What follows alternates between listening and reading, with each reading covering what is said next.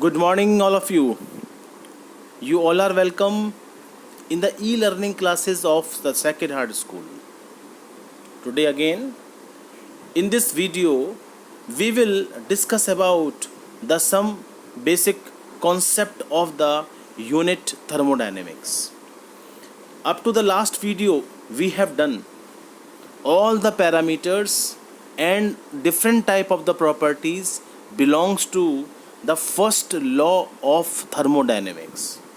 Now, in this section, we will discuss about some limitations of the first law of thermodynamics, as well as we will discuss about the second law and the third law of thermodynamics.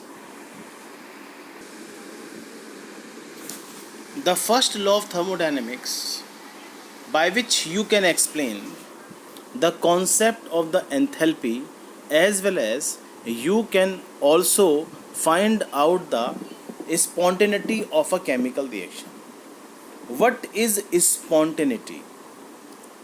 The spontaneity means whenever the two or more reactant combine together, the driving force worked between them. The force which promote the synthesis of a chemical reaction by which the reactant may combine to form the stable product. So whenever the two or more reactant combine together to form the product, that time you can find out the enthalpy of the chemical reaction. You can find out the internal energy of a chemical reaction, as well as you can also find out how much amount of the heat liberated during the chemical reaction. Sometimes the heat get absorbed during the chemical reaction. So the total amount of heat liberated means the exothermic reaction. The total amount of heat absorbed, that is the endothermic reaction, and such content we can do with the help of the first law of thermodynamics. Now we are discussing about the basic limitations of this law. The first law of thermodynamics cannot explain basic limitations of the first law of thermodynamics. When the two or more reactant combine together, they will combine to form the product. But sometime when the two or more reactants interact with each other, no formation of the product takes place. Why it's so? Why sometime reactants combine to form the product? On the other hand, why sometime the reactant not combine to form the product? So this thing cannot be predicted with the help of the first law of thermodynamics. And whenever the two or more reactants combine together, sometime the reactions takes place own by own without any external energy, but sometime we have to heat the content. Why it's so? Why sometimes heat is required to stimulate the chemical reaction? On the other hand, why sometimes the reactions takes place own by own? And such predictions cannot be made on the basis of the first law of thermodynamics. So these limitations can be explained on the basis of the concept of the entropy, as well as the concept of the Gibbs free energy. Or you can say in the second law of thermodynamics, we will discuss about the two more terms, that is the entropy, and the second one is Gibbs free energy. These two topics basically responsible to calculate the spontaneity of a chemical reactions. If the chemical reactions is taking place own by own, when the reactant interact with each other, the chemical reactions known as spontaneous chemical reactions. On the other hand, sometime reactant not interact with each other and the no product formation takes place. So all these content can be explained in term of the entropy as well as the Gibbs free energy.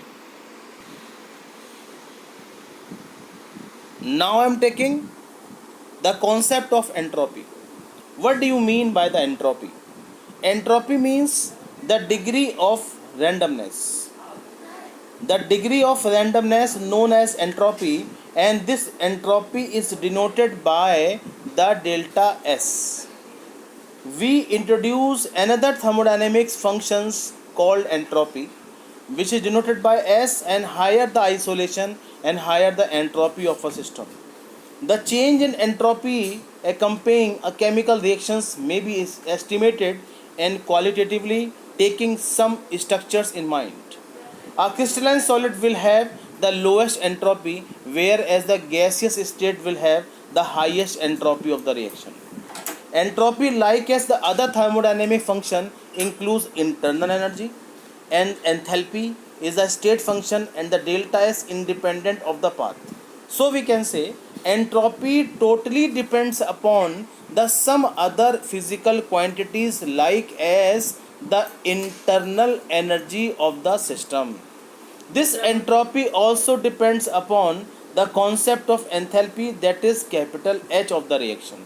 And this entropy not depend how the reactions initiated, and this entropy not depends how the reaction is binded up.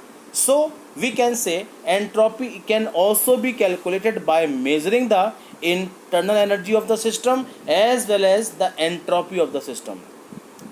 Whenever the heat is added to the system, the molecular motions increases, causing randomness of the system. The simple concept is this one: whenever we supply the heat, the kinetic energy of the gaseous molecule keeps on increasing. When the amount of kinetic energy increases, that time the molecular collision also increases, and this molecular collision basically responsible for the effective collision between the reactant particles, and that's why the reactants particle combine to form the product. If during a chemical reaction this collision is maximum, so the randomness या entropy is said to be maximum, or this is the basic evidence by which we conclude that this reaction is taking place as soon as the product formation is taking place, or you can say in the reaction mixture the amount of the product increases, this entropy or this randomness keeps on decreasing. So this is the indication that this reaction is going to complete. So we can say at the initial stage the entropy or randomness of the oscillating particles is maximum, or at the end of the chemical reaction this oscillation is least one. So entropy provides the basic information for the initiating of the chemical reaction and for the completion of a chemical reaction. Now we are looking for the mathematical representation of this entropy. The heat added to a system at lower temperature cause greater randomness. I have told you why it's so, because the kinetic energy of the particle increases. If the delta S is the entropy, and this delta S is equal to Q reversible upon temperature. So delta S is equal to Q reversible upon temperature is a basic expression of the randomness of the particle. The total entropy change delta S for the system and surrounding of a spontaneous process is given by the delta S total is equal to delta S of the system plus delta S of the surrounding. Why it's so? Because the entropy of the system if increases, the entropy of the surrounding will be decreases, or you can say vice versa of this statement will be there. If the delta S या entropy of the surrounding is keeps on decreasing, and thus so we can say the delta S of the system will be increases. So at one side only the randomness is taking place, maybe inside the system or maybe inside the surrounding. So the total entropy change of the system is taken as 0, and that's why this delta S is taken as 0 for this one.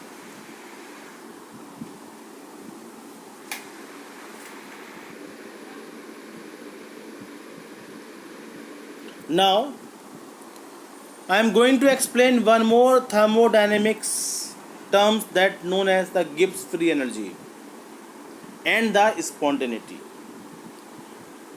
The basic limitations of the first law of thermodynamics was we cannot find out whether the reaction is spontaneous or not. These predictions can be made on the basis of the Gibbs free energy, and this Gibbs free energy is denoted by G, this capital G, and this capital G is equal to H minus T into S, where this H stands for the enthalpy and this T stands for the temperature and the S stands for the entropy of the reaction. So this G is equal to H minus T into S. If this expression is explained in terms of a state variable, that time you will write this delta G is equal to delta H minus T into delta S, where delta G is equal to, that is G2 minus G1, delta H is equal to H2 minus H1, and this delta S is equal to S2 minus S1, and this equation known as Gibbs-Helmholtz equation for any chemical reaction. According to this equation, the delta G must be negative. If this delta G is negative, so we conclude that the reaction is taking place, or you can say the reaction is spontaneous in the nature. If the value of this delta G is somewhat positive, so we can say the reaction is non-spontaneous. And how this delta G can be calculated? At least in the experiment or in a chemical reaction, we can easily measure the value of the heat content delta H. We can easily measure the value of the delta S. So by knowing these two physical quantity, we can easily calculate the delta G. And for XYZ unknown reaction, if this delta G is with the negative sign, so we can say the reaction is somewhat spontaneous. On the other hand, if it's not so, if this delta G is positive, that time we can say the reaction is non-spontaneous nature. So we conclude that for the spontaneity of a chemical reaction, the delta G must be negative. So what we will conclude that the Gibbs free energy unit is joule. The basic formula of the entropy change, delta S surrounding is equal to delta H reversible upon the surrounding upon temperature is equal to delta H system upon temperature. Therefore the delta S is equal to delta S system plus delta H upon T of the surrounding. So after completing these two important physical quantities, now we will conclude that the delta G gives the criteria for the spontaneity at constant pressure and the temperature. If this delta G is negative, the reaction is said to be spontaneous. If the delta G is positive, the reaction is non-spontaneous. If the reaction has the positive enthalpy change and the positive entropy change, it can be spontaneous, then the T delta S is large enough overweigh the delta H, and this can be happens in the two ways. The positive entropy change of a system can be small and which T can be large, and the positive entropy change of a system can be large with the T. So this value is very small. So how this value becomes negative and how this value becomes positive, this part can be explained with the help of these two terms. Now we are taking what will happen if the equilibrium setup in a reversible system. Suppose we will take the two reactant A and B. These two reactants may combine to form the product C and D. Hence the delta G is equal to 0 because reaction is at equilibrium. The Gibbs energy for the reaction in which all reactant and product are in the standard state, the related is the equilibrium constant is given by the delta G is taken as 0 and this delta G R for the reactant plus RT log K, or you can say delta G naught is equal to RT into log K, and finally you can say this delta G naught is equal to minus 2.303 RT log at the base of 10 into K. So this expression by which you can explain if the reaction is taking place is If the reaction is at equilibrium, then the standard Gibbs free energy can be calculated by this one. These equations again we will derive in the class 12th in the unit electrochemistry. Now I am going to explain one more basic law of the thermodynamics. That is the Hess law of the constant heat summation. The enthalpy is a state function, and therefore the change in the enthalpy is independent of the path between the initial and the final state.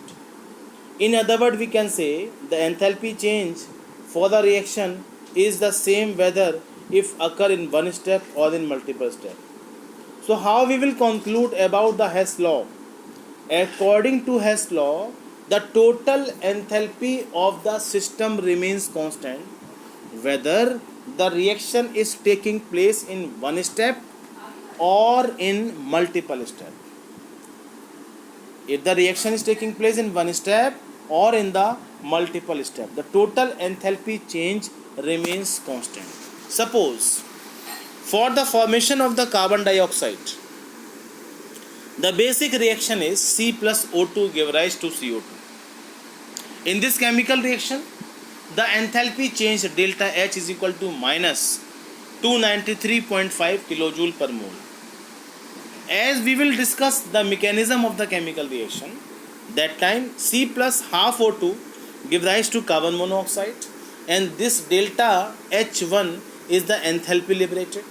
Now in the second step, this CO, carbon monoxide, of the first step may again combine with the half O2 and they can form the CO2. The total enthalpy for the second step is delta H2. So according to Hess law, the delta H1 plus delta H is equal to delta H. The total enthalpy of the system is constant whether the reaction takes place in the one step or in the multiple step. Diagrammatically, this thing can be explained. If the one reactant is there, one gives rise to B, A gives rise to B. The basic steps of the reactions are delta H1, delta H2, delta H3. The total enthalpy remains constant whether the steps are more than one, and this is the basic statement of the Hess law. Now, one more basic terms of the thermodynamics we will bind up. The thermochemical equation. How these thermochemical equations can be explained? According to the basic principles that you have done in the first chapter, the principle was stoichiometry. According to the stoichiometry, the reactions can be explained by writing the reactant and the product. Not only the reactant and product, these reactions can also be indicated the states of matter of the reactant and product. Not only this one, according to the stoichiometry, during a chemical reaction, the total enthalpy of the reactions can also be indicated. So whenever in a chemical reaction, along with the reactant and product, along with the states of matter, along with the balancing of a chemical reaction, if we will indicate the amount of enthalpy released or amount of enthalpy absorbed, that chemical reaction known as the thermochemical reaction. So basically, if in a chemical reaction along with the reactant and product, अगर हम reactions के अंदर total enthalpy change को भी indicate करते हैं, तो आप उस केमिकल रिएक्शंस को थर्मोकेमिकल इक्वेशंस कह देते हो. इसी थर्मोकेमिकल इक्वेशंस के अंदर टोटल एंथैल्पी को कैलकुलेट करने के लिए आपने हेस लॉ का स्टेटमेंट पढ़ा. तो according to Hess law, the total enthalpy change during a chemical reaction remains constant whether the reaction is taking place in one step or in multiple steps. Now we will discuss about some basic definitions of the thermochemical equation. First of all, the first definition is standard enthalpy of the combustion. You know the process of burning known as combustion. So whenever the combustion is taking place, when the combustion is taking place for the reaction, and this is always exothermic in nature.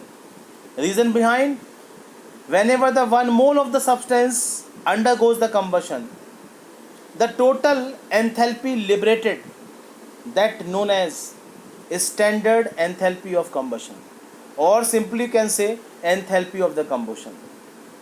If the pressure is 1 atm is maintained during this entire process, then this value known as standard enthalpy of the combustion, which can be denoted by delta H naught C, and C stand for what? This is combustion, and which is taking place in a chemical reaction.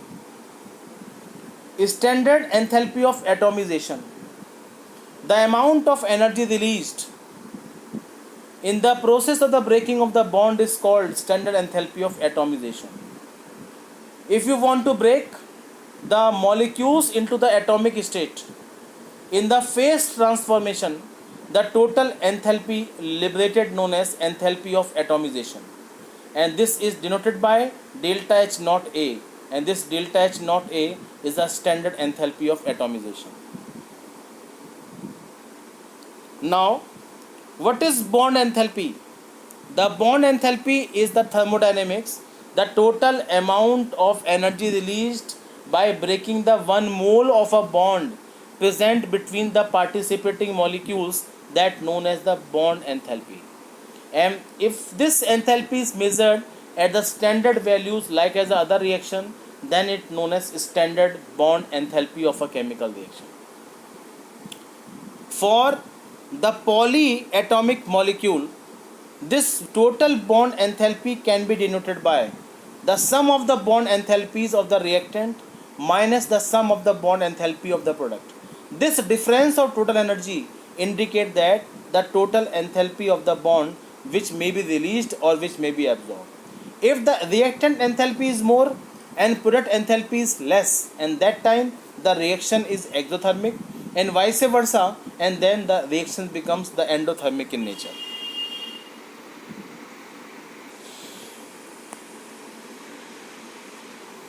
Now one more term, that is the concept of lattice enthalpy. The lattice enthalpy means the total amount of enthalpy trapped in the lattice of any compound. What is lattice? The 3-dimensional structure of any compound known as lattice. So how this lattice can be measured?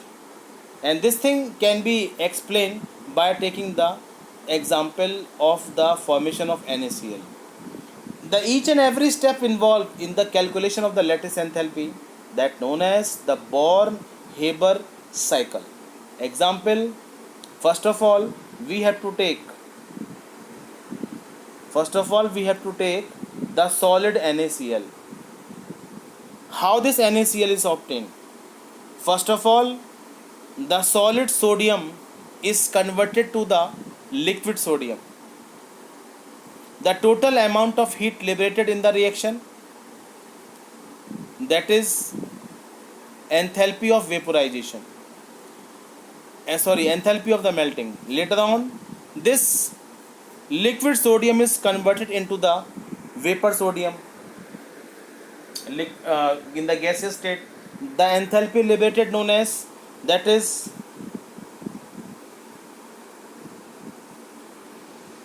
enthalpy of vaporization. So first of all, in a chemical reaction, we will take the solid sodium, and this solid sodium is converted to the liquid sodium, and this liquid sodium is converted to the gaseous sodium. So in the 3 steps, the total enthalpy, that is H1 plus H2 plus H3 is there. Now this gaseous sodium undergoes the ionization, and the enthalpy is the delta H, that is enthalpy of ionization. So by the 4 steps, the sodium comes in the ionic form. Like as this one, if you will take the chlorine is present in a form of the molecule, that is Cl2, and this Cl2 molecule comes in the atomic state, and the enthalpy release can be calculated, and in this way this atomic chlorine is able to absorb the one electron released by the sodium, and in this situation it can form the Cl negative ion. So that enthalpy known as electron gain enthalpy. The total enthalpy change in all these steps collectively known as total enthalpy of the system. So each and every enthalpy involved in a chemical reaction can be explained by the help of this Born and Haber cycle. Now we are discussing about the third law of thermodynamics. If increasing temperature increase the entropy, then the opposite should be the true also. It is impossible to decrease the temperature of a point that the entropy is taken as 0. At what the T does, S is equal to 0, the entropy 0, and what does it means? The according to third law of thermodynamics, the total entropy of the perfectly crystalline solid is taken as 0. What do you mean by the perfectly crystalline solid? If the no particles movement is taking place inside a crystal and the solid is said to be perfect crystal. While in this moment, in this crystal, what you are noticing, and basically the particles are randomly moved from one side to other side. If the particles are moving from randomly inside the crystal, and this is not perfectly crystalline solid. So the third law of thermodynamics means the total entropy of the perfectly crystalline solid is taken as 0.